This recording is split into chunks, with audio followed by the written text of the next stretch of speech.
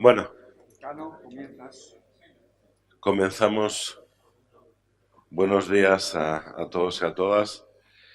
Eh, la verdad es que es para mí un honor y un orgullo que esté en la facultad, pues un panel de esta categoría. Entonces, lo primero es que agradecer al profesor Martínez Cuadrado que lo haya organizado y que, bueno, es el 23 seminario de Derecho Público Europeo. Y desde luego agradecer a todos los invitados que hayan venido, que como decía, pues bueno, son, eh, cuando era más joven, eran gente que de algún modo sigo siguiéndolos, pero quiero decir que fueron o han sido los padres de muchas actividades en este país. No sé si los padres de la patria suena excesivamente en estos momentos exagerado, pero sí es cierto que, bueno, pues tanto Eugenio Nazarre como Ramón Tamames, como Óscar Alzaga o como Enrique Barón, pues yo creo que han sido personas muy importantes en nuestra vida política y que de algún modo todos han contribuido a que hayamos llegado hasta aquí. Y en ese llegar hasta aquí, pues evidentemente la Europa, la Unión Europea, yo creo que ha tenido mucho que ver. Posiblemente, bueno, posiblemente no, indudablemente no habríamos llegado a los niveles de bienestar, de- del lugar que ocupamos en el mundo si no nos hubiéramos incorporado a la Unión Europea. Y entonces yo creo que la reflexión de hoy, la reforma constitucional en España y en la Unión Europea, pues es plenamente pertinente, ¿no? Cuando, cuando de algún modo se cuestiona la, eh, el interés de mantener unido el Estado e incluso, bueno, pues algunos la misma pertenencia a la Unión Europea, pues yo creo que de lo que se trata es de reflexionar sobre los problemas y si es necesario, y yo aquí sí que me sitúo en el que creo que es necesario, hacer una reforma constitucional, volver a ponernos de acuerdo sobre las bases fundamentales de la convivencia política. Pero bueno, son muchos los oradores, poco es el tiempo y desde luego no han venido a escucharme a mí, así que lo que doy es por iniciado el seminario. La presentación la llevará el profesor Martínez Cuadrado y disculparme, pero tengo que acabo de llegar de México y tengo que atender algunas cosas de la facultad, si no, de verdad que me hubiera quedado encantado a escucharos a todos. Nada, bienvenidos. Muchas gracias, decano. Muchas gracias. Muchas gracias.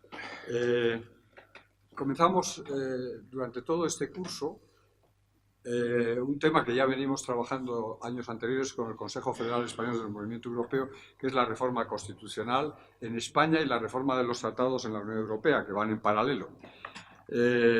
Nosotros agradecemos al Movimiento Europeo una vez más y a su presidente Eugenio Nazarre y a la facultad que nos acoge, a la universidad, a la Cátedra de Jean Monnet, que nos acogen para propiciar esta serie de encuentros que culminarán a lo largo del año en otros seminarios, hasta el 9 de mayo, que solemos hacer un acto europeo, y esperamos que uno o dos cursos de verano, y esperamos contar con estos oradores singularísimos que tenemos hoy.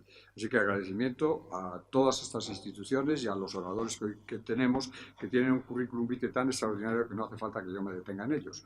Mis consideraciones muy breves para darle tiempo a los que vienen ahora, porque tienen que ausentarse algunos de ellos, es el siguiente. El momento actual, por primera vez en mucho tiempo, aunque se han hecho dos reformas explícitas de la Constitución, con los artículos 13 y 135 en los años 1992 y recientemente hace muy poco tiempo, y también una reforma implícita que fue la adhesión a los tratados de la Unión Europea. Esto significó, por lo tanto, una incorporación al derecho comunitario y a lo que llamamos la primacía del derecho comunitario, que es compatible, estamos haciéndolo, con la supremacía de la Constitución y del derecho constitucional. Pero de los temas que nos vienen atrayendo durante tanto tiempo, es la primera vez que tres grupos parlamentarios que representan más del 70% del Parlamento actual y que por tanto está en estos momentos acometiendo primero una reforma territorial, si es posible, con consenso, aunque sea muy difícil, y segundo, después un periodo que comenzaría a partir del año que viene, un periodo de verdadera reforma constitucional. Los grandes partidos, los tres grandes partidos mayoritarios en el Congreso, lo han acordado así.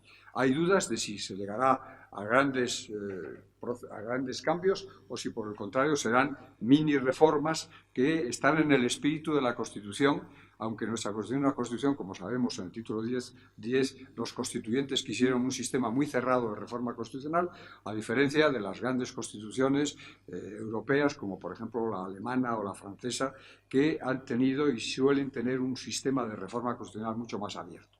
Pero yo voy a mencionar, para ir muy rápido, los grandes temas que se presentan cuando hay un momento constituyente o cuando hay una reforma, que son los siguientes, según la tradición de Stein Rogan, experto en ciencia política, que durante muchos años dirigió el Consorcio Europeo de Ciencia Política. Los grandes temas eran, en primer lugar, sobre la forma del Estado, en segundo lugar, sobre el gobierno del país y sobre las instituciones de gobierno, en tercer lugar, sobre si la lucha de clases funciona de una manera articulada cuando hay diálogo social, en cuarto lugar, si hay una transformación no solamente social, sino una constitución económica, sobre lo cual van a hablar algunos de los oradores conocen muy bien los orígenes y de esta constitución económica. En quinto lugar, la distribución territorial del poder. En sexto lugar, la adhesión a un sistema supranacional como es la Unión Europea, que estaba en uno de los oradores especialmente constituyente y después presidente del Parlamento Europeo. Y finalmente, sobre el sistema del nuevo orden mundial. Estos temas los vamos a introducir a lo largo del curso, de las actividades del curso, y repito, para no gastar mucho tiempo, vamos a dar a los oradores un tiempo de unos 10 o 12 minutos, los dos primeros porque lo han mostrado su interés, y agradecemos a Ramón Tamames que el tema de la Constitución Económica y otros temas que se hicieron en el año 77-78, los pactos de la Moncloa, que han sido y son referente en el mundo, no solamente europeo, sino a nivel latinoamericano. Vamos a dar la palabra a Óscar Alzaga, sobre todo para hablar de la Constitución política, de las instituciones políticas, que él estuvo y escribió de una manera constante desde el primer libro sobre la Constitución al último sobre un pequeño libro muy interesante, que era del periodo constituyente al periodo de tensiones políticas que el sistema, sobre todo el título octavo, ha generado. Y después le daremos la palabra también a Enrique Barón, que tiene que también ausentarse por razones imperativas, tiene un billete para Bruselas y no puede quedarse más de un tiempo. Así que, si os parece, le damos la palabra en primer lugar a Eugenio Nasarre, que quería decir un minuto de saludo, y después a Óscar Alzaga y a Enrique Barón, y finalmente a Ramón Tamames. También hay un orador previsto, que es nuestro compañero de la facultad, Aldecoa, que también viene trabajando sobre el tema de la reforma de los tratados. Así que después de ellos intervendrá en esta primera sesión. Así que muchas gracias, Eugenio. Pues yo un saludo brevísimamente, porque lo que hemos venido es escuchar a los tres ponentes. Primero, para agradecer al profesor Martínez Cuadrado, que está pilotando este programa, en el cual el movimiento europeo tiene un interés utilitario, diríamos, que es que hemos hablado en ellos, el movimiento europeo, y ahora que se ha abierto, digamos, el melón de la reforma constitucional, no sabemos qué alcance va a tener, nos querríamos hacer una contribución específica como movimiento europeo sobre el tema de la inserción de la Unión Europea en nuestra Constitución, como tienen la casi totalidad ya de las constituciones de los Estados miembros y España no tiene.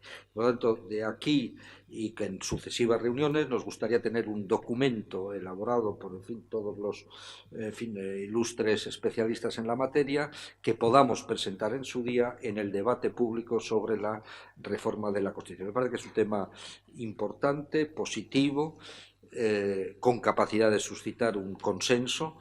El tema europeo siempre lo ha sido así, y de lo que se trata es acertar en la fórmula o en las fórmulas que se vayan diseñando. Y sin más, pues reiterando mi agradecimiento, cedo la palabra a quien corresponda.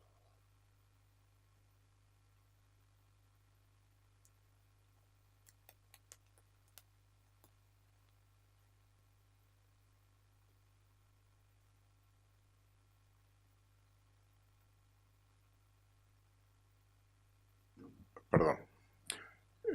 Decía que voy a intentar hacer una intervención súper telegráfica porque me tengo que ir en 10 minutos, me dan la palabra por 10 minutos y realmente el tema es prácticamente imposible de abordar en tan escaso periodo de tiempo. Yo querría hacer una reflexión, por breve que sea, sobre lo que me parece que es el mayor problema que tenemos en nuestra dura tierra sobre la reforma constitucional. Tenemos, para empezar, una carencia de tradición de reforma constitucional. La Constitución del 12 establecía que no se podía reformar hasta pasados los 8 años de vigencia, nunca alcanzó los 8 años de vigencia. La Constitución de 1837 no preveía su reforma y la Constitución de 1876, que es la que durante más largo periodo de tiempo ha estado en vigor antes de la nuestra actual vigente, no preveía su reforma. En la Constitución de 1876, la canovista, la de nuestra restauración, hubo 2 intentos planteados en el Senado desde posiciones liberales, uno de ellos con el respaldo específico de un catedrático de Derecho Político del máximo prestigio, don Adolfo Posada, el catedrático que ha dejado escritos más obras de la historia de los profesores de Derecho Político española, y se encontró, como en la otra iniciativa en el Senado, con una cerrazón. Tiene mucho que ver esta visión de la Constitución como un libro sagrado que se ha escrito para miles de años, con la circunstancia de que las constituciones españolas, ninguna ha sido derogada, han sido objeto simplemente de sustitución fáctica. Las constituciones españolas han desaparecido por golpes militares. Y la Constitución de 1876, con el golpe de Primo de Rivera, se suspende, no se deroga, y cuando las constituyentes del 31 no se tomaron la molestia de derogarla. La Constitución de la Segunda República de 1931, el franquismo no la derogó. Es decir, nuestro país es un caso singularísimo, único en la Europa occidental, de una tradición débil de cultura constitucional, débil hay que decirlo, en la cual no se ha planteado nunca seriamente la temática de la reforma constitucional. Es verdad que el franquismo sale por la puerta de una ley para la reforma política de 1976, terminológicamente se plantea como una vía hacia la reforma, pero las circunstancias conducen a una nueva Constitución. No hay reforma. Tras la ley para la reforma política no hay reforma. Hay una nueva Constitución, que sí se toma la molestia de incluir una disposición derogatoria que deroga de un plumazo todas las leyes fundamentales del franquismo. pero lo que se dice cultura y práctica de reforma constitucional, España tiene cero. Y lo digo no como un reproche. Yo soy parte de esa España, como todos los presentes, pero conviene saber que no tenemos esa cultura, quizá también porque tenemos una reducida cultura democrática, porque la cultura democrática europea conlleva la visión de que la adecuación de la realidad jurídica a la realidad política, la necesidad de la continuidad jurídica del Estado sobre la base de que el sistema constitucional sea óptimo, buscando la optimización, exista. Hay dos vías en las democracias con tradición constitucionalista: las reformas parciales y las reformas totales. Se puede decir que en la Europa occidental el 90% de las grandes democracias, bastante más que el 90%, me estoy quedando corto, opta siempre por la reforma parcial. Pero no hasta el punto de que se considere que la reforma total es algo nocivo. Suecia, que es un modelo de alta calidad democrática, en 1975 tuvo un consenso de que lo más práctico para modernizar su constitucionalismo era una nueva constitución. Y afrontaron una nueva constitución con un macroconsenso, que además con unas soluciones que sobre varios puntos fueron tomadas en cuenta en nuestro proceso constituyente, porque era el último gran debate que se había tenido en Europa occidental antes del nuestro del 77-78. Otra de las grandes democracias europeas, Suiza, en 1999 hubo un consenso de que a lo que había que ir era a una nueva constitución. Pero no por una cuestión ideológica o dogmática contra las reformas, porque lo que ha representado la experiencia suiza es que 2 años después, en el año 2001, como consecuencia de una crisis inmobiliaria y de una crisis financiera, lo cual los españoles nos dice algo, hicieron una reforma de su constitucionalismo económico 2 años después. Y Suiza tiene una larga tradición de reformas puntuales. Por tanto, la reforma puntual de todo aquello que la experiencia demuestra que debe mejorarse forma parte de la cultura democrática y constitucional europea. ¿Qué es la reforma constitucional? Es partir de que hace falta un consenso extraordinario, porque la cláusula de reforma supone una rigidez. Para superar la rigidez no basta como para legislar cotidianamente con la mayoría ordinaria en que se apoya el gobierno de turno para aprobar las leyes ordinarias, los presupuestos, etcétera, etcétera. Hace falta un consenso extraordinario. En una democracia con tradición democrática se sabe que ese consenso extraordinario no puede estar en función de los intereses de los partidos, sino de la conveniencia de mantener la calidad democrática, y que están todos los partidos obligados a contribuir al consenso extraordinario que supone la mayoría reforzada para superar la necesidad de abrir la puerta de la reforma constitucional, ¿verdad? La capacidad de entendimiento entre la mayoría política que está en el gobierno y las minorías que están en la oposición, en una democracia, es lo que permite la optimización de la calidad del sistema constitucional. Si no hay calidad de entendimiento y hay un nivel de tensión en función de los intereses de unos o de otros, no hay calidad democrática y no tenemos la calidad del sistema constitucional que requiere esa capacidad de entendimiento con la oposición. Luego hay un factor, como dijo Jefferson en una frase que es celebérrima: es imposible que una generación vincule a las futuras a vivir en una determinada solución constitucional. Cada generación tiene derecho, el mismo derecho que las anteriores, a plantearse las cuestiones básicas del Estado de Derecho democrático. Y una falta de apertura a la reforma constitucional se convierte en un factor más de dificultad de integración generacional en una sociedad.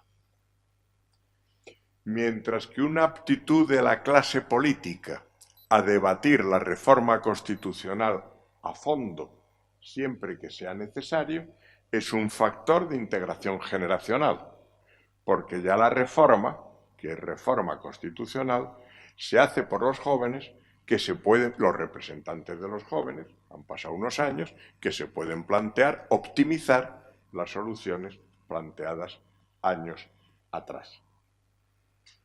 Y en un país que tiene problemas de integración generacional como es el nuestro, que no voy a mencionar porque todos los presentes los conocen mejor que nosotros, mejor que yo, es evidente que esto sea así. Se ha dicho por mi buen y admirado amigo Miguel Martínez Cuadrado, y con esto tengo que terminar porque me tengo que ir, es que tengo que irme a otra cosa y no he empezado, que nuestro sistema es muy rígido. Bueno, ¿nuestro sistema es muy rígido o no es muy rígido? Vamos a ver, tenemos dos sistemas. La mayor parte de los mecanismos de reforma constitucional en Europa suelen tener un solo sistema de reforma. Nosotros tenemos dos, el previsto en el artículo 167 y el contemplado y regulado en el 168.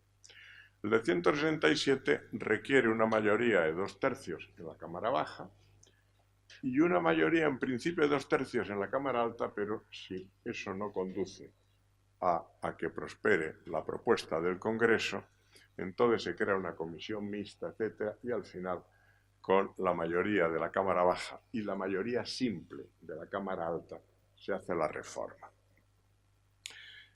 El sistema verdaderamente rígido es este no es un sistema muy rígido, entiendo yo, en comparación con otros que contemplamos vigentes hoy en otros países de Europa. El del 168 sí es muy rígido, porque exige necesariamente un referéndum, pero sobre todo porque exige mantener los 2/3 del Senado.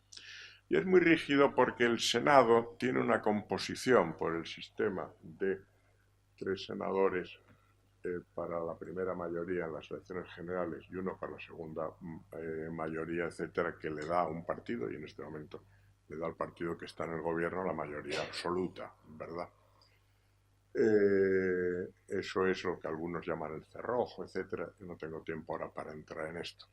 Pero sí digo que los que somos catedráticos de Derecho Constitucional desde hace mucho tiempo sabemos que la cláusula de intangibilidad conlleva a que se pueda modificar la cláusula de intangibilidad. Es decir, el artículo 10 sobre la reforma constitucional, que incluye entre otros los artículos 167 y 168 a que acabo de hacer mención, son modificables por el sistema sencillo y consiguientemente es menos rígido de lo que quien no sepa de verdad derecho constitucional, leyendo por encima el texto de la Constitución, percibe o cree percibir, ¿no?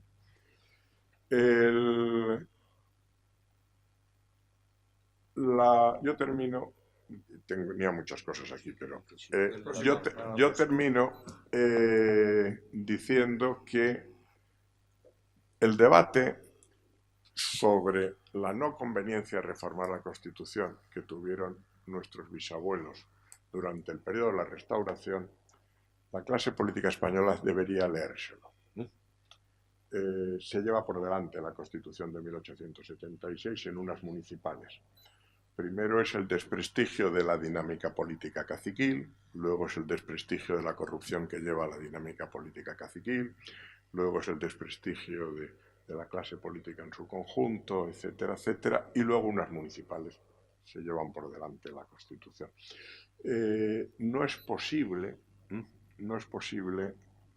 no adoptar la actitud. ¿Y qué actitud hay que adoptar? En Alemania, de media, hay más de una reforma de un artículo por año, desde el año 49. En 2016 modificaron un artículo sobre competencias en materia tecnológica y científica de los Estados federados, que se había dado la competencia en 2014. Esperaron 2 años, vieron que aquello no funcionaba del todo bien, se pusieron de acuerdo para adaptarlo en función de lo que no funcionaba bien. No esperaron más de 2 años, ¿no? Es un ejemplo de tal. Nosotros, la reforma que hicimos, hemos hecho solo 2 puntuales y prácticamente sin debate. La que se hizo con motivo del Tratado de Maastricht fue de 2 palabras, y pasivo, el sufragio activo y se metió en pasivo, sin debate. Con el Tratado de Maastricht los alemanes modificaron 5 artículos de la Constitución. Los franceses reformaron varios artículos de su Constitución. Los portugueses modificaron varios artículos de su Constitución. ¿Por qué? Porque lo que suponía la pérdida de la política monetaria, etcétera, del euro y tal, obligaba a una reflexión sobre la política económica en su conjunto. Aquí no quisimos ver lo que veía todo el mundo en Europa. Hay que ver lo que nos gusta y lo que no nos gusta. Hay que mejorar y reformar las prácticas. Yo lo planteo profesoralmente, no hablo de nada concreto. Estoy muy alejado de la política. Pero profesoralmente, esto que estoy empezando a decir para darle la palabra a Enrique Barón, que ya se la doy, es una obviedad. Esto no está en el terreno académico, los profesores de Derecho Constitucional, no hay nadie que discuta esta obviedad. La necesidad de afrontar la reforma con el mismo talante, con la misma ambición y con el mismo estilo y cultura que en el resto de esa federación infieri a que pertenecemos, que se llama la Unión Europea. Nada más y muchas gracias. Muchas gracias, Óscar. Seguimos viendo.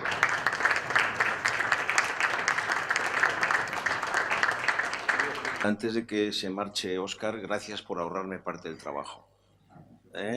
Sí. Bueno, yo voy a hacer un par de observaciones a partir de mi propuesta, de mi experiencia, perdón. Yo fui diputado constituyente y luego me tocó la negociación del Tratado de Maastricht como presidente del Parlamento Europeo. Me tocó plantear ante el Consejo Europeo, ante la Conferencia Intergubernamental, la ciudadanía europea que llevó a la primera modificación de nuestra Constitución. Y luego he acabado mi vida política activa pues, con la negociación del Tratado de Lisboa. Y yo voy a entrar en temas concretos a partir de que yo comparto el análisis de Óscar Alzaga. Lo sintetizaría diciendo que es la primera vez desde la Constitución de Cádiz que podemos reformar una Constitución. Que no está mal decirlo, Sobre la cultura política europea, solo recordar una cosa, y es que la ley, la Grundgesetz, la ley fundamental de Alemania del 48, del 49, bueno, esto fue negociada con los procónsules de las fuerzas de ocupación. Es decir, que bueno, nosotros nos hemos equivocado muchas veces, pero lo que hicimos el 79, el 77 al 79 fue básicamente entre nosotros.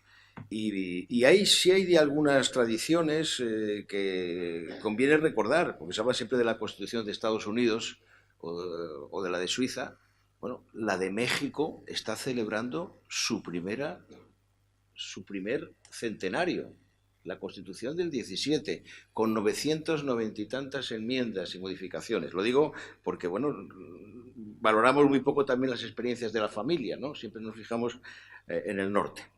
Bien, lo que es muy curioso es que estamos en este momento en el debate político español, estamos hablando continuamente de Cataluña y de Europa. Pues si tomáis la Constitución del 78, ni Cataluña ni Europa están en la Constitución.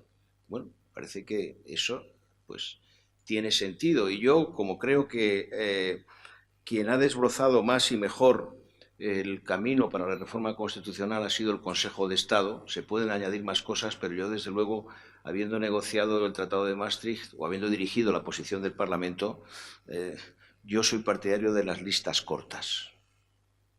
Es decir, concentrarse en temas esenciales, partiendo de que cada generación tiene derecho a rehacer la vida, pero, como decía Goethe, siempre tiene que merecer lo que ha heredado. Es decir, que la historia, el libro del Génesis no empieza con cada generación.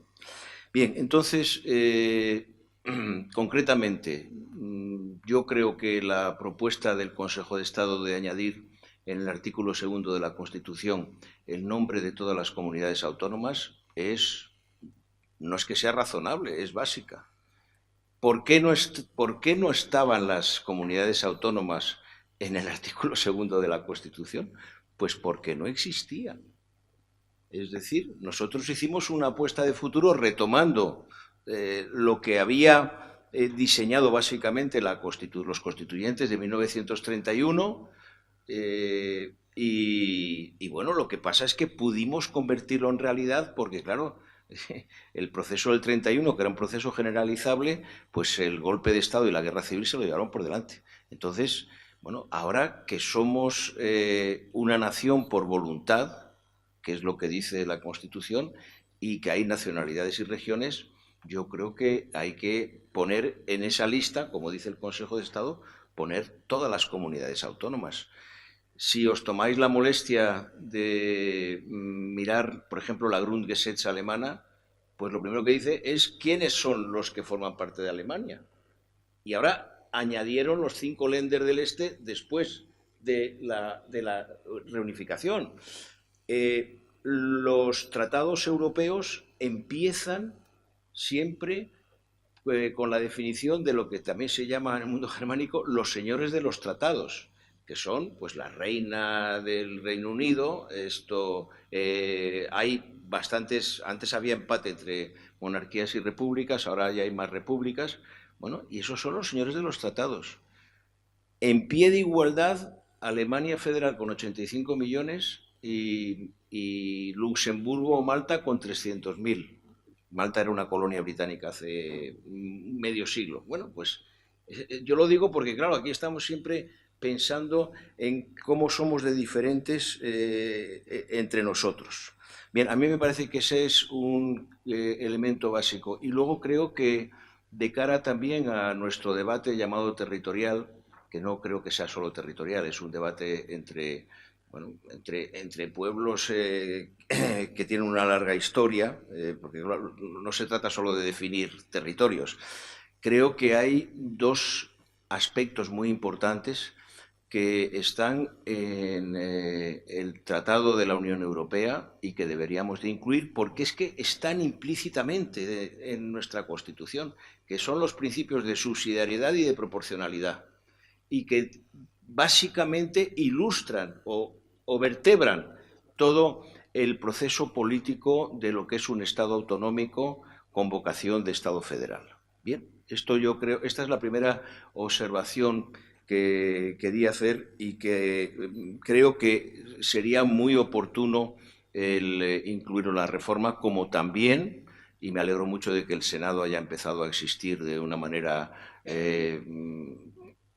protagonista en nuestra vida política, también con la integración del Senado de una manera parecida o en la línea de lo que puede ser más que el Senado de los Estados Unidos, el Bundesrat alemán, pero vamos, en todo caso, como una segunda cámara de representación precisamente de las comunidades con unas competencias que sean propias, no solo como una cámara de segunda lectura, que bueno, que también puede tener su sentido. O sea, yo en eso comparto con los constituyentes estadounidenses que tiene que haber una articulación de cámaras. Por ejemplo, en el Folketing danés, por poner un ejemplo para explicar, no se aprueba ninguna ley que no tenga 3 lecturas. Bien, eso también forma parte de la democracia. Bueno, y el segundo comentario que quería hacer es sobre Europa. Cuando hicimos la Constitución, nuestra moneda era la peseta, y la hicimos pensando día sí, día no, que iba a haber un golpe de Estado. Bueno, ahora estamos en el euro y lo de la defensa lo debatimos y lo participamos en la OTAN. Bueno, no se ha modificado la Constitución, pero bueno, vaya cambio, ¿eh? Esto y mucho más después de nuestra integración en lo que entonces era la Comunidad Europea y hoy es la Unión Europea, que en cierto modo ha aflorado dentro de esa especie de timidez y de desconfianza en nosotros mismos que lleva a un método reforzado de reforma constitucional, bueno, hasta el punto de que las dos únicas reformas que se han hecho de la Constitución española precisamente son dos reformas que han venido dadas por Europa. Yo ahí creo que lo primero que hay que hacer es, como hacen ya la mayoría de las constituciones europeas, es insertar Europa dentro de nuestra Constitución, pero como algo de lo que formamos parte, de lo que nos sentimos orgullosos y en lo que deseamos participar. Es decir, no solamente pensando en los términos de un cierto plan Marshall que no disfrutamos, sino como un destino compartido y además a partir de los 3 primeros artículos del Tratado de Lisboa, que fueron los que rescatamos de la Constitución que tuvimos que, diríamos, que hundir nosotros mismos. Esto, incluso el artículo 4 tiene una enorme importancia, pero vamos, básicamente los que se rescataron de la Constitución.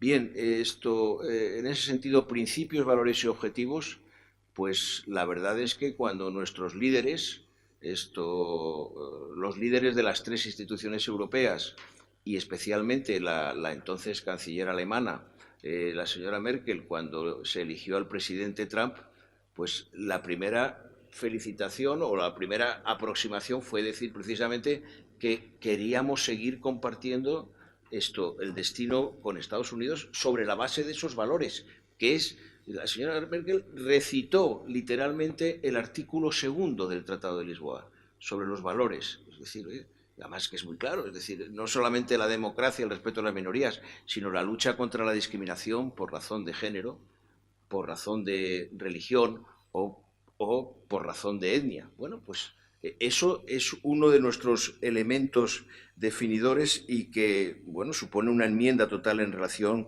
con lo que fue una gran parte de nuestro pasado. Y ahí yo creo que también, y retomo algo que ha dicho Óscar, ahí también tendríamos que insertar no solo la declaración, diríamos, de pertenencia a Europa, la definición de, diríamos, bueno, de principios y también de afectos, sino tendríamos que articular también eso en relación con cómo concebimos nosotros que debe de ser la Unión Europea y nuestra participación democrática, que es uno de los temas que no solemos discutir, de la misma manera que, por ejemplo, ahora que se está hablando del paso del MEDE a un posible fondo y deseable fondo monetario europeo y ojalá con un tesoro, porque no hay moneda que funcione sin eso, bueno, pues no se trata solamente de que sea una decisión de Bruselas. Todavía no hemos debatido, por ejemplo, en nuestro Congreso de los Diputados, de una manera abierta, nuestra participación en el MEDE. Hemos tenido, por decirlo con un eje, vamos, de una manera clara, hemos tenido aproximadamente 40.000 millones para el rescate parcial. Bueno, pues hemos puesto 83.000 millones. Ni la opinión pública lo sabe, yo creo que la mayoría de los parlamentarios. Bueno, pues eso sí que hay que entonar un mea culpa, porque, por ejemplo, en el Bundestag pues debaten el suyo, el nuestro y el griego, entre otros. Entonces, bueno, ese sí que es un tema que tiene una enorme importancia y que forma parte de lo que es no solo el debate democrático, sino la decisión incluso de cómo se participa y en qué términos. Y ahí yo creo que es muy recomendable, porque a la hora de copiar, y recuerdo que Ernest Lluch lo decía cuando estábamos en el debate constituyente, decía, oye, el problema no es que se copie, porque nosotros trabajábamos en la Comisión Constitucional y la ponencia, pues teníamos a mano la Constitución de la República Italiana, la Constitución de la Quinta República Francesa, la Ley Fundamental Alemana, la Constitución de Estados Unidos. Bueno, se trabajaba buscando lo que podía adaptarse más, y por eso, pues entre dos países que se parecen bastante, como son Alemania y España, y que tienen un pasado también bastante complicado, pues hay una serie de cosas que adoptamos de ellos, como es la moción de censura constructiva, por ejemplo, como el famoso artículo 155 en este momento, pero sin embargo no hemos entrado a reflexionar una cosa que sí lo hicieron los alemanes a partir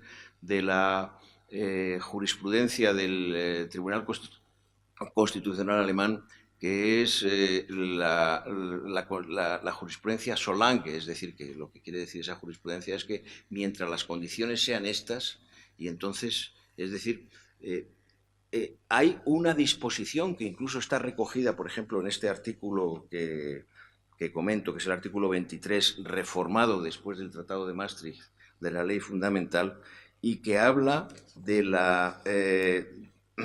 que la Federación podrá transferir derechos de soberanía. Bueno, que es en lo que estamos, es decir, pero podrá transferirlo por medio de una ley que requiere la aprobación del Bundestag y del Bundesrat. Entonces, ahí hay una cuestión muy importante, y es que no se trata solo de que tengamos una relación o que tengamos que integrar el derecho europeo, como decía Miguel al principio. Es decir, que tú has hablado, y lo has dicho de una manera muy precisa, has hablado de esa modificación implícita de nuestra Constitución, que es masiva, ¿eh? O sea, el bloque constitucional español ya está constituido por esto.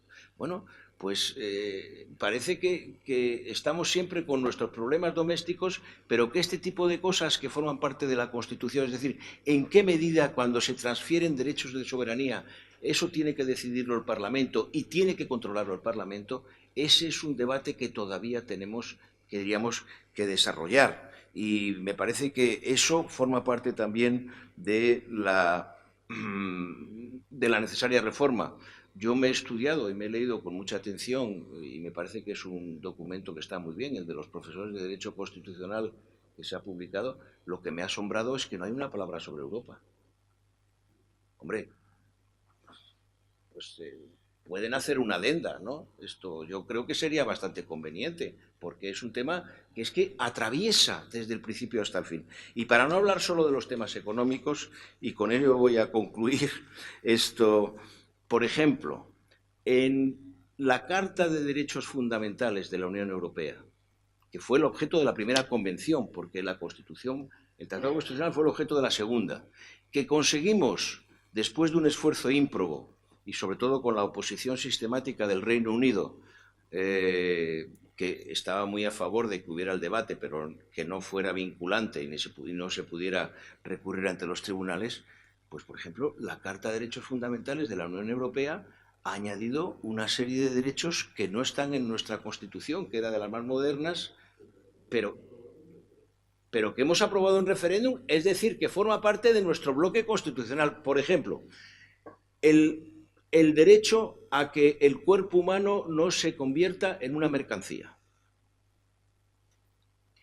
que es un derecho muy importante, sobre todo, hombre, el año 77, el avance de la biotecnología no planteaba cuestiones como podía ser, por ejemplo, la clonación reproductiva. Bueno, este es un derecho muy importante, ¿no? y que lo tenemos ya y no está en nuestra Constitución.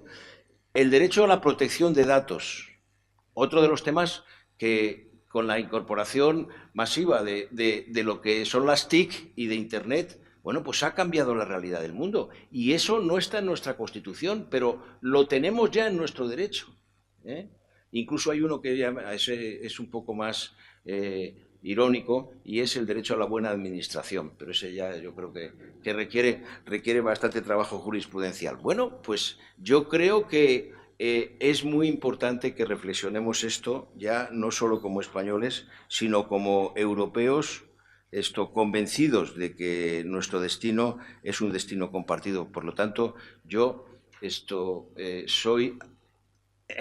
y lo era ya cuando aprobamos la Constitución, porque sabía dónde estaban algunos de los fallos, Yo soy absoluto partidario de la reforma constitucional, con un caveat, con una cierta precaución, y es que Ángel Ganivet decía que cada español lleva en el bolsillo un ejemplar de Constitución que él ha escrito.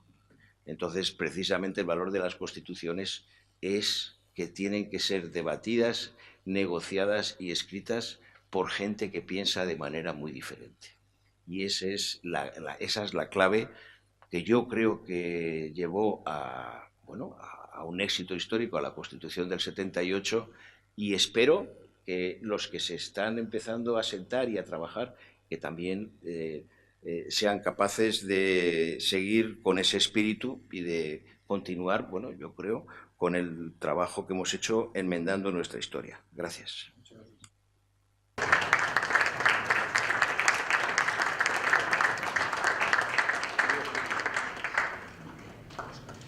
Seguimos con... Creo que se va en avión. Sí, tiene que salir, ya nos lo había dicho, así que muchas gracias de nuevo, Enrique. Continuamos con el profesor Tamames, catedrático Jean Monnet de Estructura Económica, no solamente de España, sino de la Unión Europea, el primero de los catedráticos europeos Jean Monnet, allá por el año 1991, y experto no solamente en el tema de la Constitución como constituyente, sino lo que llamamos, y le hemos pedido hablar de algo tan importante como la Constitución Económica, que es la que está antes, en y después del 78. Así que muchas gracias, Ramón, por venir y acompañarnos en este arranque de estos seminarios de este año. Muchas gracias, Ramón.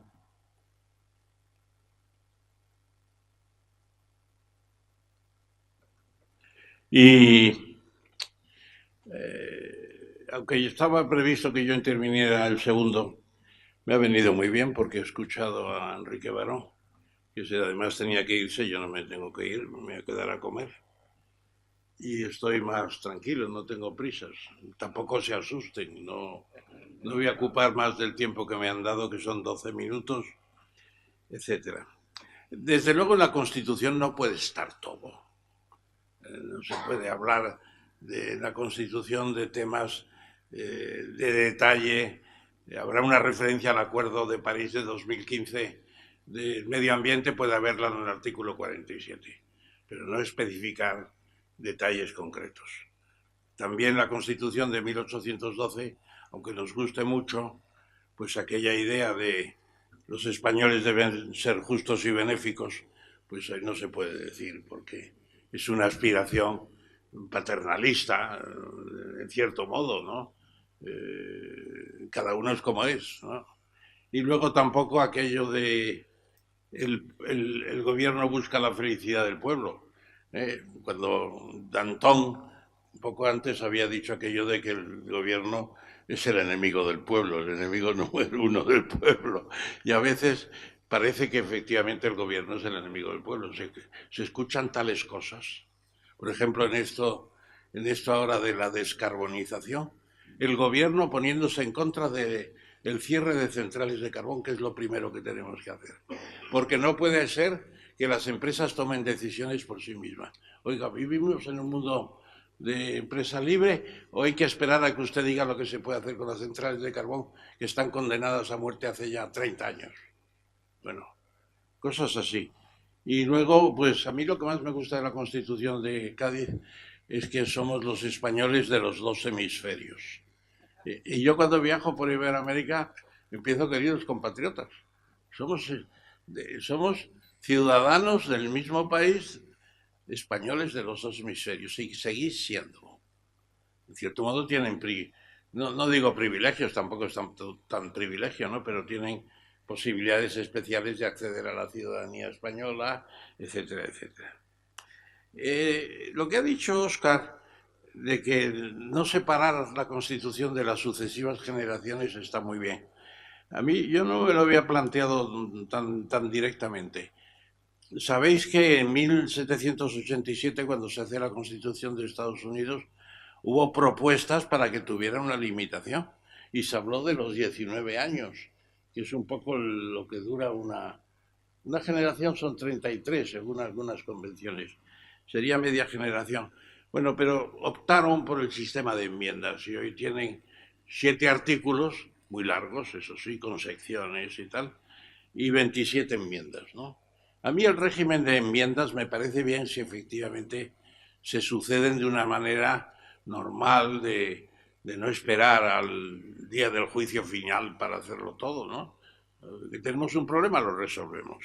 Lo veremos en el caso de la jefatura del Estado o de la designación del presidente del gobierno, que son temas que se tendrían que haber resuelto ya.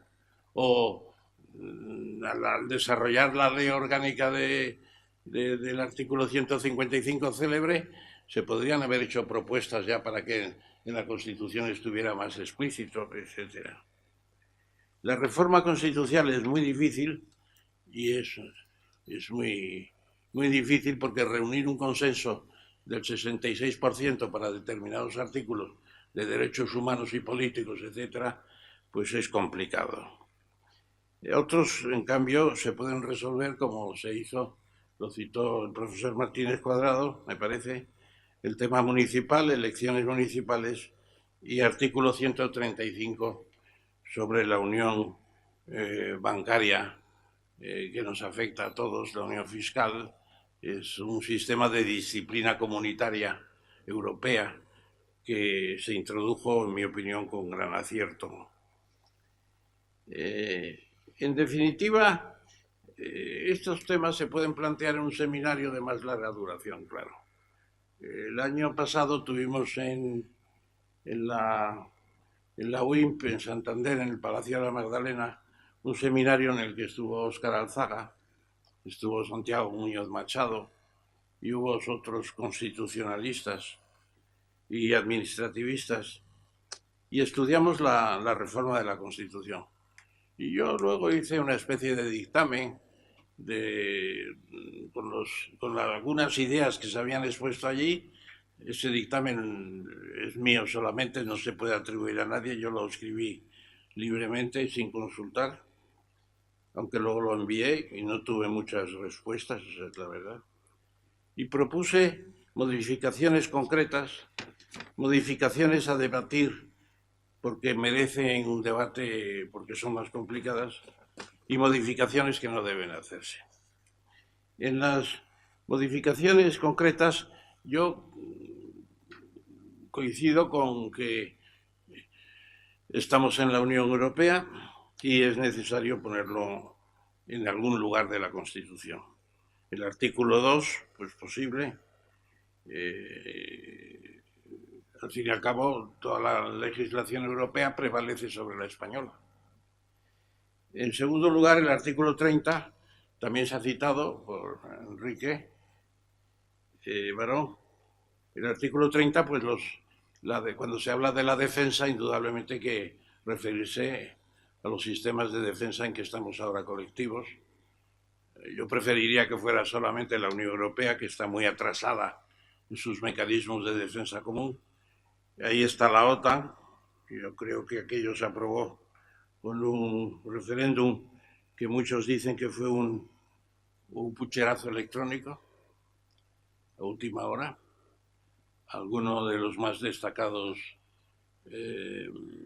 digamos, políticos del momento lo dijeron en un momento de intoxicación etílica, nunca diré el nombre. En fin, estamos en la OTAN, eso es evidente. Estamos en los sistemas de defensa europea que van a progresar mucho y ya lo ha planteado Macron. Y además Estados Unidos está perdiendo su liderazgo en todo. Ya lo único que le falta decir es que se van de la OTAN, porque esta mañana ya se iban del acuerdo de migraciones, se han ido del acuerdo del Pacífico, se han ido de la UNESCO, se van del acuerdo de París de 2015, etcétera. Luego hay también, yo creo que la Constitución debe tener una componente pedagógica. Y a mí me parece que el tema del cambio climático de alguna forma se debe establecer, con una referencia precisamente al Acuerdo de París, que hemos suscrito y que nos obliga a cantidad de cosas. Es una revolución económica, es el cambio del sistema energético. Es muy importante y va a ser más estricto todavía. Arias Cañete, que eran más bien negacionistas, según creo, como lo era el presidente del gobierno, negaban el cambio climático, pues ya claro, cuando la Unión Europea lo ha aceptado de pleno y además han nombrado comisario de Energía y Clima a Díaz Cañete, pues lógicamente si no lo aceptan no podría estar ahí, ¿no? Pero es un tema muy importante, con muchas consecuencias económicas y debería estar presente de alguna forma.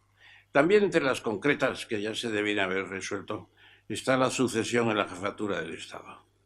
No para abolir la ley sálica, como dicen algunos, es la abolición de la pragmática sanción que teníamos, ¿no? En cierto modo, que relegaba a la mujer a un segundo plano, pero podía haber reinas de España. Y eso fue el resultado precisamente de la pragmática sanción que se restauró, digamos que clandestinamente por Fernando VII y dio lugar a la posibilidad de Isabel II. Ya cuando se redactó la Constitución se habló de esto, porque luego está la igualdad de géneros, el artículo 14, todos los españoles somos iguales ante la ley, etcétera. Bueno, pues eso de momento no urgía, porque los reyes tienen 2 hijas, ¿no? Pero si hubiera aparecido un niño en tercera posición, ya el problema estaba planteado y se plantearía con más situaciones más complicadas.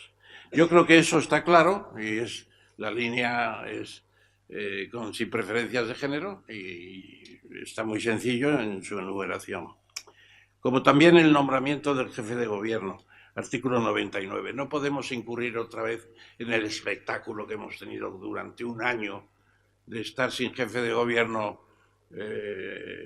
titular, por así decirlo, interino sí, y adoptar el sistema del País Vasco, del Estatuto del País Vasco. En tercera votación, pues ya es jefe de gobierno el que tenga una mayoría simple. No hay que recurrir a unas nuevas elecciones, es un disparate, un disparate. La señora Merkel está en ese trance ahora, pues ¿qué va a hacer? Pues una nueva coalición. Y luego a mí me parece que en temas económicos habría que incorporar de alguna manera temas como por un comercio solidario, justo y libre. Alguna referencia a la Organización Mundial de Comercio no estaría mal. Como también la lucha contra la pobreza, un objetivo solidario no recogido en constituciones todavía, en el artículo 128 encajaría. Un reconocimiento de algunas especialidades de la Unión Europea, pero en fin, esto paso por encima. Y luego un repaso del artículo 148 y 149, que son artículos cruciales. Es la división de competencias entre la Administración General del Estado y las comunidades autónomas, y ahí tenemos un problema del demonio. Decía Keynes, los problemas diabólicos son el paro y la inflación, ¿no? Nosotros tenemos ahí un problema del demonio y además con un artículo que no me acuerdo ahora cuál es, que dice que incluso potestades del Estado se pueden delegar en comunidades autónomas, lo cual también da lugar a discriminaciones intolerables. A mí me parece que habría que hacer una mayor coordinación de los servicios públicos. Es un disparate lo que tenemos. Y plantearse seriamente preparar la Constitución para que podamos tener un Insalud y un Icona otra vez, que no serían lo mismo, porque tiene que haber una autonomía en los funcionamientos, pero tiene que haber una federalización. No que haya 17 sistemas de sanidad pública y 17 sistemas de medio ambiente, etcétera, etcétera. El artículo 155 es posible que haya que reformarlo, pero previamente hay que plantearse los contenidos de una posible ley orgánica que lo desarrolle. Y yo soy partidario, artículo 164, que las sentencias del Tribunal Supremo sean aplicables inmediatamente. No esperar a que venga un fiscal a invocar la sentencia del Tribunal Supremo para aplicarla o no aplicarla. Se ha podido arreglar esto, pero se sigue sin aplicarlo. No tiene una base constitucional. Y ya en las cuestiones a debatir previamente, estas son casi algunas serían automáticas prácticamente. Pero la reforma del Senado, bueno, pues ahí hay que saber lo que queremos. Un Estado federal. Somos un Estado federal inacabado, lo han dicho muchos, entre ellos Francés de Carreras, el otro día lo decía en un artículo. Y las comunidades autónomas tienen poderes superiores a un Estado federado. Entonces yo creo que hay que estudiar a fondo los dos sistemas, el de Estados Unidos y el de Alemania. El de Alemania es muy particular porque son los Länder los que deciden quiénes entran en el Senado, claro. Y en cambio en Estados Unidos los senadores son una elección prácticamente directa, creo que es, ¿no? Bueno, entonces luego los contenidos son muy diversos también. Lo que está claro es que el Senado que tenemos no sirve nada más que para el artículo 155. Por fin ha sido útil el Senado una vez. Y luego, sobre otros temas, pues ya yo no entraría, primero porque me he pasado el tiempo y segundo porque son más vidriosos. Pero yo creo que hay que mejorar la idea de la educación, de la sanidad pública, de otras cosas.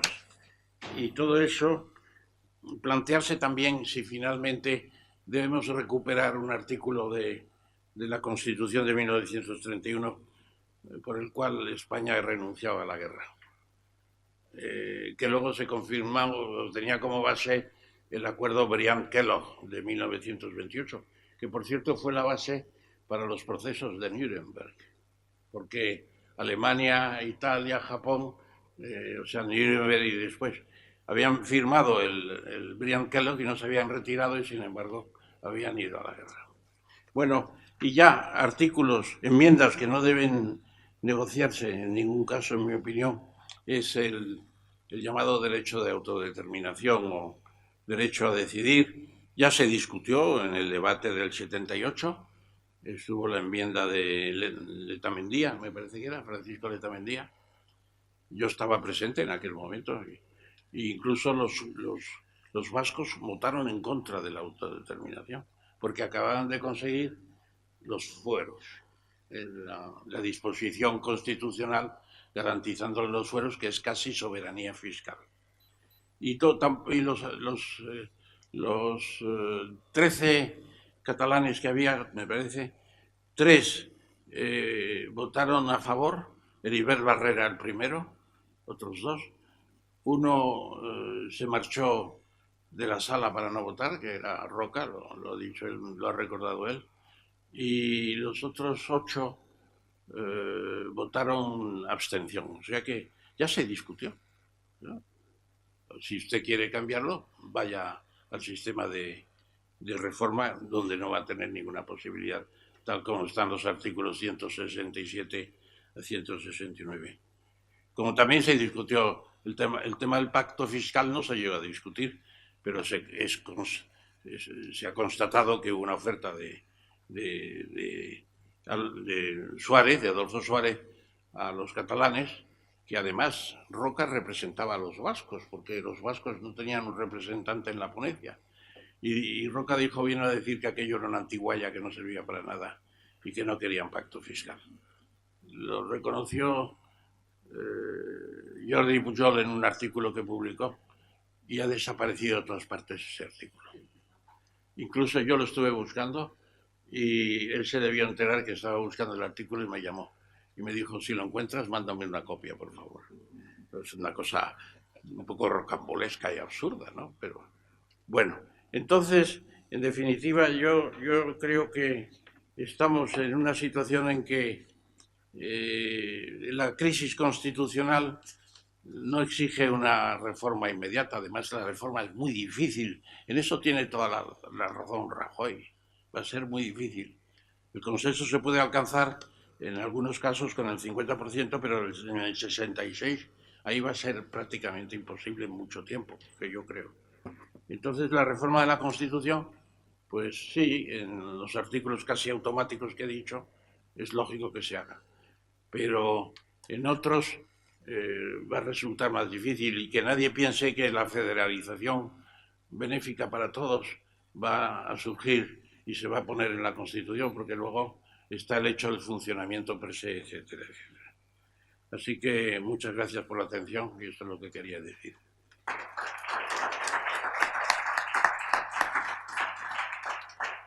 Muchas gracias, Ramón. Después continuaremos en los temas que has planteado, a ver si tenemos alguna pregunta que pueda surgir después, pero yo quería también darle la palabra a nuestro vicepresidente del Movimiento Europeo, del Consejo Federal Español, Aldecoa, el profesor Aldecoa, que viene tratando en los cursos que hemos hecho en el Escorial hace tiempo el tema de la reforma de los tratados. Hay que decir que estamos en puertas, pasado mañana se delibera en la adopción del documento de la Comisión que se refiere a la creación del Fondo Monetario Europeo, la transformación del MEDE. Hay un libro que hemos publicado nosotros y que recomiendo vivamente porque está de cierta actualidad del año pasado, que hicimos conjuntamente la Cátedra de Jean Monnet y el Movimiento Europeo, y en segundo lugar la creación de un ministro de Economía, que será un ministro excepcional porque será vicepresidente de la Comisión y que va a tener unas misiones de coordinación y de orientación política fundamentales. Es decir, avanzaremos en la Unión Económica muy notablemente si eso se lleva a cabo. Y se va a hacer probablemente sin reforma de los propios tratados, simplemente con una idea de la Comisión que los países miembros van a adoptar. Así que muchas gracias, Patxi Aldecoa, gran entusiasta de la reforma de la Constitución por la vía de los tratados, y efectivamente yo creo que ese es el momento en que probablemente vamos a avanzar. Muchas gracias, Patxi. Pues muchas gracias, Miguel, por haber organizado este encuentro con personajes tan importantes como los que han participado hasta ahora. Me ha encantado oírle a Ramón Tamames, que siempre tiene una forma de pensar innovadora y siempre dice cosas útiles y sagaces. Estoy encantado de estar aquí con mi presidente, con Eugenio Nassarre, al quien habla un poco, pero después creo que en la comida hablará más. Y yo voy a ser muy breve, porque ya veo lo avanzado de la hora y no quiero serles a ustedes pesados. El tema que me ha sugerido es la reforma de los tratados. Yo quiero empezar señalando que hay un clima desde el último año y medio, desde el referéndum del Brexit, hay un clima distinto en la Unión Europea. Y si bien la necesidad de la reforma de los tratados pues está pendiente casi desde el momento que se aprueba de forma provisional el Tratado de Lisboa, que no es más que el rescate de la Constitución, ahora, en este año y medio, con este cambio de clima, se ha abierto la posibilidad, no solo la necesidad, de plantear una reforma de los tratados a través de una Convención Europea. Y el cambio de clima es completo, y en donde voy a hacer algunas referencias. La primera referencia del cambio de clima. En el estado del debate de la Unión, en el septiembre del 2016, hace un año y meses, el presidente Juncker habló de una crisis existencial, que la Unión Europea, por primera vez, el proceso de integración, estaba en incertidumbre. Había una posibilidad de que se pusiera incluso la propia existencia de la integración en cuestión. Hace unos meses, el 13 de septiembre, en el debate del Estado de la Unión, habló justo de lo contrario. Habló del viento en nuestras velas. Habló que la Unión Europea estaba con unas grandes posibilidades. Y además, según me han contado el fin de semana pasado que tuve oportunidad con el presidente de estar en Bruselas, de que ha sido la vez que más han aplaudido a un presidente de la Comisión. Es decir, se ganó la Cámara, se ganó el Parlamento Europeo. No es una opinión personal de él, es un clima completamente distinto el que existe actualmente en la Unión Europea. Por lo tanto, este clima es el que ha permitido plantear los distintos documentos sobre el futuro de Europa. El primero es el del Parlamento Europeo, es el de Verhofstadt, que se llama, de una forma técnica, no recuerdo exactamente el nombre, pero la necesidad de las reformas institucionales para hacer posible la salida del Reino Unido y aprovechar las reformas necesarias o similar. Pero en definitiva, lo que plantea es la necesidad de la reforma de los tratados en profundidad. Verhofstadt, líder liberal, federalista convencido, planteó ya en el primer documento, en el 16, que la salida del Reino Unido, y es de los primeros que plantea con claridad, es una oportunidad para la Unión Europea, que precisamente el Reino Unido había dificultado todas las reformas de los tratados, aquí las está apuntando, desde el Acta Única, el Tratado de la Unión, le quita la vocación federal que estaba en el preámbulo el Reino Unido a última hora, pero no el sentido federal que tenía el tratado, porque ese ya estaba hecho. En el Tratado de Ámsterdam, Niza, ha estado siempre frenando ese desarrollo federal, y especialmente en 3 aspectos. En el modelo social, que además en el Libro Blanco es una de las razones que dicen para irse, de que tiene un modelo distinto al modelo europeo, que no es el equilibrio entre mercado, sociedad y Estado, sino que es mercado, mercado y mercado. Bueno, no lo dicen así, pero sí dicen que es el modelo social incompatible con el modelo británico. Dice el documento, el Libro Blanco, que se aprueba, a ti que te gustan las precisiones, al día siguiente de haber aprobado en la Cámara de los Comunes, es decir, que ni lo vieron en las Cámaras de los Comunes, sin embargo, sí lo tuvieron que discutir en la Cámara de los Lores, que precisamente le puso muchas diferencias, muchas dificultades en la propuesta de retirada. Por lo tanto, el primer documento importante es el documento Verhofstadt. En el documento Verhofstadt claramente se plantean reformas de los tratados en 4 temas, que son los que estaban pendientes: derechos humanos, ciudadanía, instituciones, mejorar la democracia, bien entendido que se da por hecho que no hay déficit democrático, como dicen algunos de nuestros compañeros, y sobre todo después de las elecciones últimas en las que es elegido el presidente de la Comisión en aplicación del 17.7 como consecuencia de los resultados electorales, pues el déficit es menos que el que puede existir, por ejemplo, en nuestro sistema político. En segundo lugar, plantea la necesidad de terminar la Unión Económica y Monetaria, y para eso hay que reformar los tratados. Así lo plantea Verhofstadt. Y en tercer lugar, el desarrollo del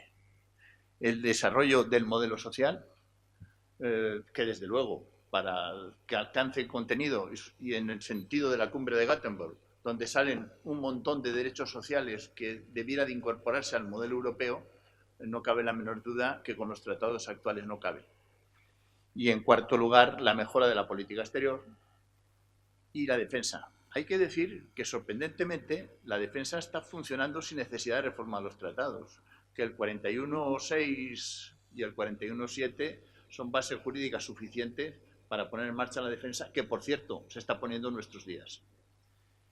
Y que es un tema verdaderamente interesante. Pero, sin embargo, para desarrollar a fondo la política exterior, que está funcionando bien, y que la diplomacia europea, sobre todo a partir de la estrategia del 16, que se aprueba 5 días después del Brexit, está teniendo un éxito notable, y es el que impulsa la política de defensa, la señora Mogherini, no cabe la menor duda, se ha convertido en una auténtica ministra y que además, en la medida en que se está transformando el mundo, en la medida en que Trump va al proteccionismo, está dejando sitio para otro actor internacional, como es la Unión Europea, y se está ocupando. Tema que está pasando desapercibido en nuestros medios de prensa especialmente. Y no sé si me dejo algún tema más, pero esos son los... Bueno, en todo caso, para que funcione la política exterior, está funcionando ahora mismo la preparación de la política exterior a través del servicio exterior, está funcionando la ejecución a través de la diplomacia común, pero deja todavía el proceso de decisión propiamente dicho, que básicamente es unanimidad, aunque se contagia con el proceso comunitario, en la medida en que la señora Mogherini es a la vez vicepresidenta de la Comisión, presidenta del Consejo de Asuntos Exteriores y alta representante. Tiene unas competencias y funciones completamente distintas a las que tenía Solana. Es un cambio completo. Es mucho más lo que se diferencia que lo que se parece. Por lo tanto, lo que se trata de analizar es que la reforma de los tratados, en un sentido federal, vuelven a ser posibles y vuelven a ser planteables. Y ahora mismo está el debate encima de la mesa. Pero previamente, el actual presidente de la Comisión lo que trata es llegar al 2019 sacándole el máximo partido a lo que se llama el Tratado Constante. Precisamente hay un segundo informe del Parlamento Europeo del 2017 de Brok, del demócrata cristiano, y Mercedes Brasso, socialista, en donde plantean un conjunto de reformas sin necesidad de reforma de los tratados, que son las que se están poniendo en marcha en la actualidad, y son muchas. Y eso es lo que le está dando un impulso nuevo. Y concretamente, lo que se trata de resaltar es el ejemplo que ha puesto Miguel Martínez Cuadrado de la Unión Económica, de las reformas de la Unión Económica y Monetaria, que son un primer paquete, que en definitiva yo no sé si se mantendrá la noción de ministro, yo creo que no es compatible con los tratados, pero que es la propuesta que está encima de la mesa, y que además de las dos funciones a que ha hecho referencia, sería también el presidente del Eurogrupo. Yo no sé si eso puede entrar en vigor de forma inmediata o exige una reforma de los tratados. Yo creo que sí, que exige una reforma. Ramón Tamames seguro que conoce mejor, aunque sea por la vía rápida y no a través de la convención. Estas reformas de fondo, el propio Verhofstadt plantea la necesidad de una convención. Y si bien él lo decía que había que ser en el 17 al principio, porque eran los 60 años del Tratado de Roma, en la actualidad hay un consenso de que eso tiene que ser después de las elecciones del 19. Es decir, esas grandes reformas hay que abordarlas en la tercera Convención Europea, en donde a partir del 20 o el 21 se puedan establecer los consensos suficientes para eso que sea posible. Y antes, ¿qué tenemos? Las elecciones del 19, que son elecciones importantísimas. En la reunión de la Asamblea del Movimiento Europeo, donde estuvimos juntos, surgieron algunos de los elementos para que esas elecciones tuvieran mucha más capacidad. Entre ellas, las de los partidos políticos europeos, sobre todo la idea de la lista transnacional, que iba a poder permitir una consolidación del modelo, diríamos, federal, de que todos pudiéramos elegir la misma lista, consolidar la elección del presidente de la Comisión como consecuencia de los resultados electorales, incluso la cuestión de la reforma de la ley electoral uniforme, que le gusta a Miguel, pero que posiblemente no da tiempo, o mejorar el carácter y algunos elementos más. Es decir, que previamente a la reforma de los tratados vienen las elecciones europeas del 2019, que esperemos sean un paso más en una recuperación del modelo federal que, en definitiva, como ha dicho Tamames, desde el principio la Unión Europea ha sido una federación, incompleta, pero una federación. Hemos estado 10 años parados, después de los fracasos del Tratado Constitucional, en donde el Brexit ha producido algo que nadie esperaba, que es que, al revés, surge en un momento en que parecía que iba a ser la puntilla del proceso comunitario y lo que ha sido es la renovación. E incluso la capacidad de negociación. Yo tuve oportunidad de hacer el informe del Parlamento Europeo respecto a la primera negociación del 16, respecto para la no salida. Y sacamos la conclusión de que tenían por el mango y el mango. Ahora no hace falta decirles a ustedes que en los 8 meses de negociación el cambio ha sido notable. Ellos hacen elecciones porque se sienten incapaces de hacer frente a las orientaciones comunes.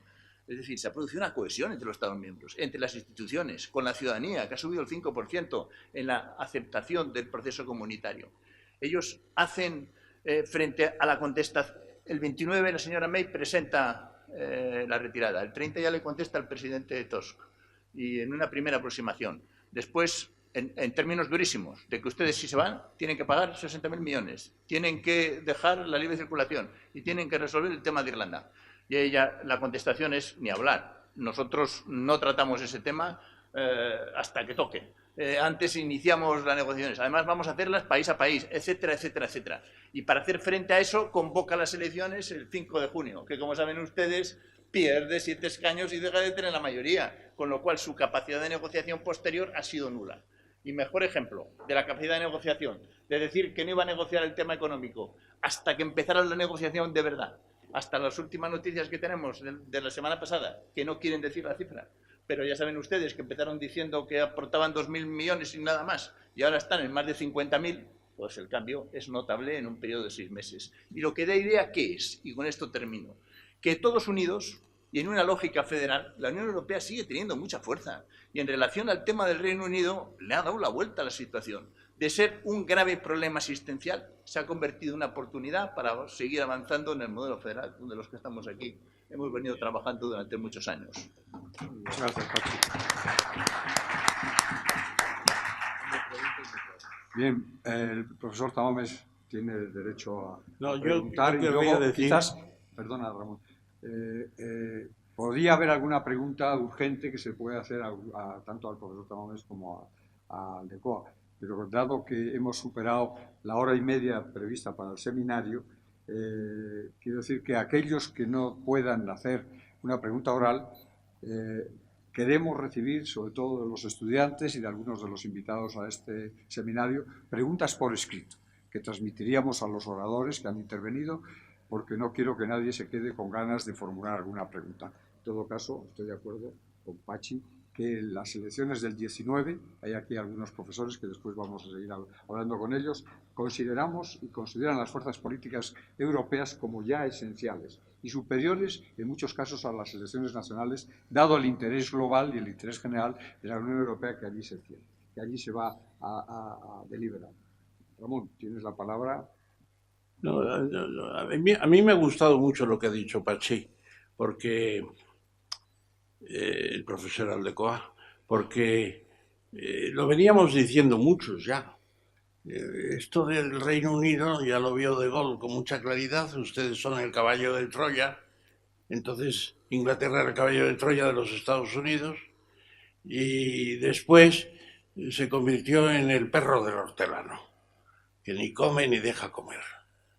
Y yo decía siempre, a ver si el referéndum que está al caer, ya hubo otro referéndum y fue positivo, pero a ver si este referéndum que está al caer, digo, no caerá esa breva, que se vayan los británicos. Ya ha caído. Y ahora con el Brexit lo que dice el profesor Aldecoa, es decir, estamos en la posibilidad de cumplir esos objetivos. Yo me acordaba mucho del libro de Achille Albonetti, La prehistoria de los Estados Unidos, que es el mejor libro que he leído sobre integración europea. Y se pueden conseguir cantidad de cosas. La gente piensa que la Unión Europea está dejada de la mano de Dios. Está funcionando todos los días. Y me alegro mucho de que tengas tan buena idea de la señora Mogherini, porque yo no lo compartía hasta este momento y voy a enterarme un poco más de qué está haciendo la señora Mogherini, porque a mí me parece que lo que tiene que hacer la Unión Europea, y con esto termino, no os preocupéis, es plantear internacionalmente que hay que pasar del periodo hegemónico de los Estados Unidos al orden multipolar, el orden mundial multipolar, y que empiecen las negociaciones entre China y Estados Unidos, porque si no, como decía Kissinger, decía el profesor Allison de Harvard, plantean la trampa de Tucídides. Cuando un país dominante ve que otro está subiendo, se puede preparar una guerra preventiva. Y aunque digan que somos tan felices los chinos y los estadounidenses, eso se decía de ingleses y alemanes en 1914, en la primavera. Y lo que pasó. Muchas gracias, Ramón.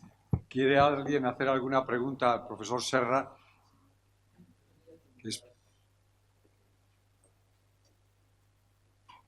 Le quería preguntar al profesor Tamames, que me ha parecido pues, que ha hecho un estudio con muchas cuestiones que son... Sí, es que estoy aquí. Es que no está muy colocado. Bien, con muchas cuestiones. Entonces yo quería... Sí, bien, yo querría plantear el problema de las posibilidades prácticas de una reforma de la Constitución. Entonces, ¿cuál es el problema ahora mismo? En principio, las cuestiones que llevan consigo un referéndum hay que excluirlas. Porque ahora mismo tenemos un territorio que todo lo que quiere es hacer un referéndum. Y si unas democracias, unas elecciones, cualquiera que pasa por allí las llaman plebiscitarias, cuando se encuentran con un referéndum lo van a utilizar en otro sentido. Con lo cual, cualquier reforma que haya un referéndum no se puede hacer. Hay que concentrarse en las otras, en esta legislatura por lo menos. Y hay que tener en cuenta otra cuestión, que el problema es que muy probablemente el grupo parlamentario de Podemos plantee para cualquier cuestión un referéndum. porque bastan 35 diputados para plantear eso y tiene más que eso. Entonces, ¿cuál es la forma de poder hacer una primera reforma y luego ya veremos qué se hace?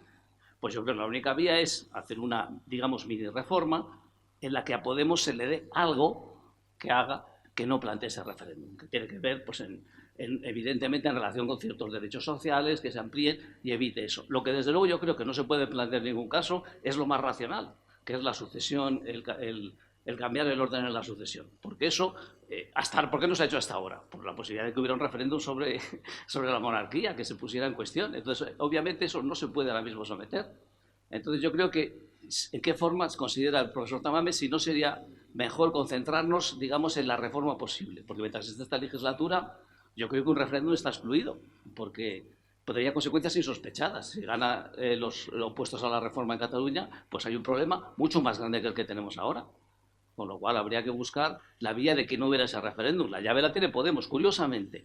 La llave de la posibilidad de una reforma la tienen, por una parte, el Partido Popular, que tiene esa mayoría en el Senado, y por otra parte, Podemos. Y sin los dos, pues esto no funciona. Quería preguntarle su opinión. Muchas gracias al profesor Serra. Sesión de hoy, ¿no? Yo no querría emplear mucho más tiempo del indispensable para decirte lo que pienso, pero es un tema antieuropeísta, en cierto modo, porque lo que quieren es marcharse de Europa marchándose de España. Yo creo que la cosa está muy clara. Es un invento. El derecho a decidir es un invento porque se discutió y no se acordó. Y la soberanía única es la soberanía nacional del pueblo español en su conjunto.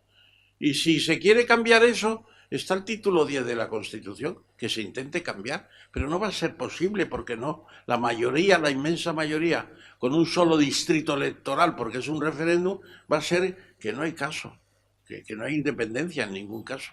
Entonces, ¿para qué? Pues todo esto es un grupo que está moviéndose, aprovechando una Constitución que da muchas libertades, para organizar este festejo que han organizado. Que es un engaño, engaño total. Cuando hablo del referéndum... Y además se están protegiendo de los procesos judiciales por corrupción. También eso hay que decirlo. Yo no digo más. Profesor Serra, ¿podemos continuar después? Que vas a estar... Sí, no, yo no me refería a ese referéndum, me refiero al referéndum que hace falta si lo pide un 10%. Al final de reforma constitucional, claro, según el artículo 168. Claro. Bien, muchas gracias. No, una mínima apostilla a lo que ha dicho el profesor Serra. Yo tengo la impresión de que cualquiera que sea la reforma que se haga, por muy acotada que esté, por mucho que se quiera no afectar a los artículos que refieren que necesitan la revisión reforzada, va a haber referéndum. Y yo no me opondría a que hubiera referéndum porque, de acuerdo con lo que ha dicho el profesor Alzaga y todo eso, es decir, el diálogo intergeneracional, el que la nueva generación asuma la Constitución, probablemente necesita un referéndum. Es decir, yo creo que la perspectiva con la que se debe de trabajar para que salga a buen puerto la reforma constitucional es una reforma constitucional no de tapadillo, para entendernos, sino planteando el referéndum. Esa es mi impresión. Yo estoy de acuerdo con que ese será probablemente el término después de la comisión territorial que trabajará durante 6 meses y después entraremos en otro periodo en que la Comisión Constitucional trabajará en serio a lo largo de la legislatura probablemente presente y del año que viene. Muchas gracias a todos, a los estudiantes, a los profesores, a los invitados. Continuaremos con algunas personas después en el almuerzo previsto, los debates, pero anuncio que efectivamente a lo largo de este curso seguiremos con un par de seminarios más hasta el 9 de mayo y en un curso de verano que también esperamos que nos sea admitido o bien en la Universidad Complutense o en la UIM, la Universidad Internacional Méndez Pelayo, o en ambos. Así que muchas gracias, hasta el próximo día.